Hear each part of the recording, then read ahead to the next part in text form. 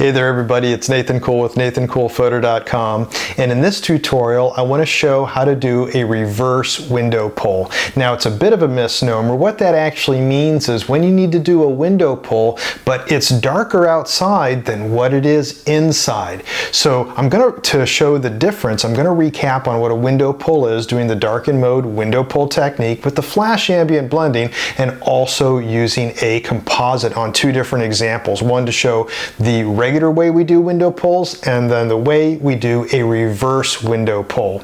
Now you might already be familiar with doing a regular window pull, and if you're not, you'll be able to see them both in this video.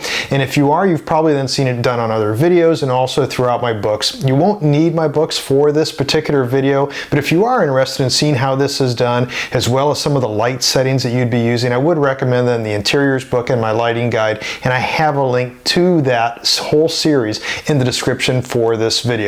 But anyways, let's dive into this and recap what is a window pull. How do we do that between Lightroom and Photoshop? How are we exposing for it? What do we need to do for Flash? And then what happens when we need to do a reverse window pull? What's the time that then we need to apply that technique?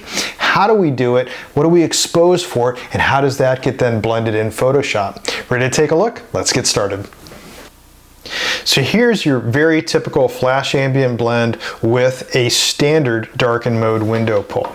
To recap what that is, when we shoot the entire thing, here was my ambient shot, and it was a shot at 1/5 of a second. The whole time it's going to be ISO 320 f7.1. But here, to get enough ambient light to be able to do some of the blending we want to do, it's 1/5 of a second.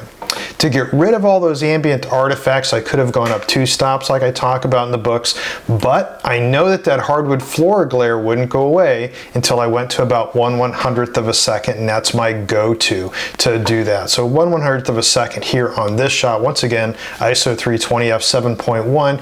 You can see the need for a composite because I'm using 2 lights up here that are equidistant going down between these beams. It's causing a hot spot, so I take those other lights to the other side. Now once again, like I showed a couple of videos back on doing these composites, and I talk about in the lighting guide with those diagrams, the whole time I'm keeping one flash near the camera. And so this gives me then 3 lights, one near the camera. I've got then 2 lights moving those back and forth between the room, then I'm getting no real harsh shadows between those beams, and I'm given a nice evenly lit area. Anyways, little off topic, what we see though is that even at 1/100th of a second we're not seeing outside, so typically what we want to do is a window pull.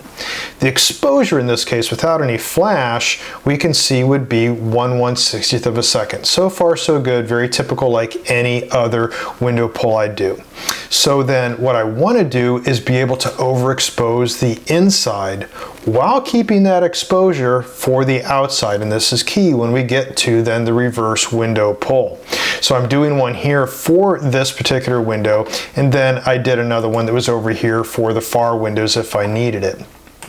So just to show this real quick, if you're unfamiliar with it, I can pull all these layers, then after they've had their preset applied to them, I'll just open those all as layers in Photoshop, like that. You can also right click on it, bring it up. But this will just give a real quick recap of the flash ambient blending, when the window pulls come into it, a little bit of the compositing. This will really help prep then when I get to the next example, which was just right around the corner to the left of this. All of a sudden we get into a real dark area and the weather turned very quickly, which it can do, it's winter time. And so we need to be able to adjust for the outside. So typical, this was our ambient layer, and I will just turn him into luminosity, layer mask hide, and we'll use him for the selective light for luminosity like any other type of flash ambient blend. Now, to get rid of that hot spot, I use my composite, the other side, layer mask hide, and this isn't anything different than what I showed in the last video also, where we're just compositing this, getting a nice evenly lit area, no hot spots to have to worry about. Then we add in some of that ambient, as usual, doing that flash ambient blend, just bringing in wherever we need to. I don't have to do the whole thing here and bore you to death with that. You've seen that in so many videos. It's all throughout the books, so not a big deal. So anyways, once we get that natural look to it, now we need to do a window pull. So we take a look at first the obvious window pull here. And like normal, I'd go darken mode, layer mask hide, and I could do a lot of things. Here I'll just draw a polygon around it. And then use the reverse colors, hit delete, like that. I can also use a brush, and I could do that for the other window pull for the far end. So I can go here and turn that into darken mode, and then layer mask hide, and then use a brush and put it in as much as I want. And here I wouldn't want to put in much because we're already starting to get to what would be needed for a reverse window pull. And by the way, the last layer here, that's for repair, so I can get rid of some of those other things. We won't bother with that now. There's a video you look on my channel for doing window pulls and you see how to do that. Anyways, point being, besides doing all the other fancy stuff of fireplace swaps and all that, this is our standard window pull. So we go back over here to Lightroom. We can see what the finished product looked like. It's what I started with, and this was it here. So it was a very standard window pull. Once again, we were exposing for 1/160th of a second at ISO 320 f7.1 to get that outside view. Then as the shoot went on and the weather started to turn, I'm in the kitchen. And this was the finished shot for this particular kitchen. And you can see, if you look really close, there's a pergola that's over top here. It's a very shady part of the house. So let's run through what it took to shoot this, and you'll see the need for a reverse window pull. So here's the ambient shot. And this was at 1/3 of a second. It's already getting very dark just to get everything lit throughout this area, through this space. Then I did some composite flashing, so I went to here, and I'm using 1/80th of a second here. That was enough as I did some testing to kind of see where I should probably be. Didn't need to go all the way up to 100th of a second and really start pushing stuff. This was just fine to get rid of all the ambient artifacts from those lights. So anyways, liked that composite, went ahead, did the other side. Once again, flash near the camera as always, like I show in the compositing video and throughout the books. Now I need to see what I'm exposing for outside. Well, if we keep it at 1/80th of a second, it's dark as can be outside. Once again, no flash shot to see where I am. So I started playing with the exposure. This is 1/50th of a second. Finally, I decided on using 1/40th of a second. So that then led to the window pull. So once again, I'm flashing and overexposing then the interior while keeping my exposure for the exterior. Once again, this was at 1/40th of a second. If I'd have done 1/60th of a second, it'd have been black. Recap, 1/80th of a second was extremely dark. So anyways, we do that at the outside exposure, but once again, we still overexpose the interior. So let's pull that all together. We'll just take those 4 shots, Alt P-E-O-O, or you can right click on it, bring them up as layers in Photoshop.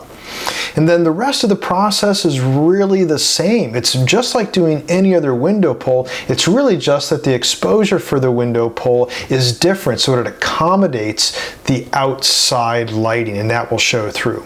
So just to, once again, take our ambient layer, luminosity mode, layer mask hide.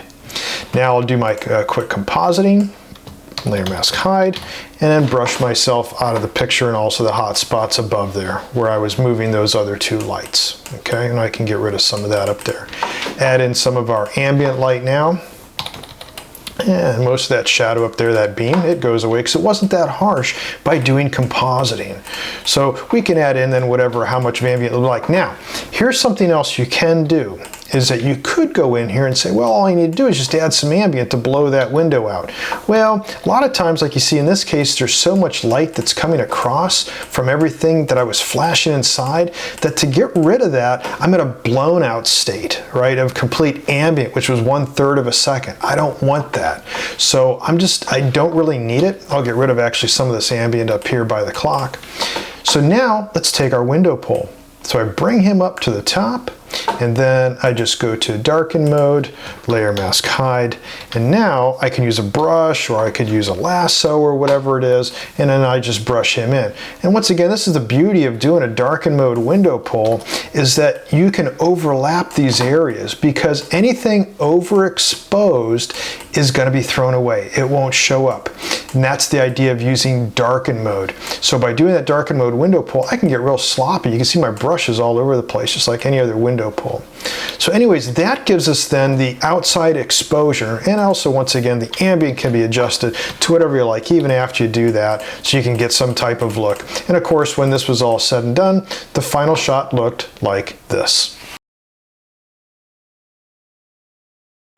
So setting aside the flash ambient blending, setting aside the compositing, those are all topics for another video, and I do have them in other videos, is that the idea behind a window pull, no matter what the case is that one, you need to expose for the outside.